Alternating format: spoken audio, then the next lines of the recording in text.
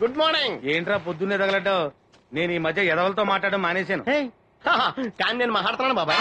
ఎవరి మాటలు మాట్లాడితే తప్పు, కానీ అదవులతో మాట్లాడితే తప్పే ఉంది బాబాయ్. ఒరే బాబు, నువ్వు ఏ నక్షత్రంలో పుట్టావురా? జుట్లో తగులుకున్నావు నాకు. బాబాయ్ నువ్వు నక్షత్రం అంటే గుర్తొచ్చింది. నేను పగల సొక్కలు చూసి లెక్కడికెళ్ళను తెలుసా? ఏంటి పగల చుక్కలు చూసి లెక్కెడతావా? నీతో లెక్కటెత్తాను కూడా. ఏంటి ఎగసెకాల? ఏదో ఒకసారి ఎదవం చేసావని ప్రతిసారి ఎదవం చేసేద్దాం అనుకున్నాను నన్ను. ఓసారైనడు అత్తమైన అవ్వేటి తొందరలో కట్టించండి.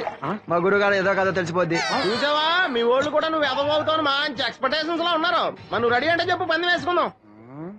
పందెం అది కాస్క లేవు లేవు.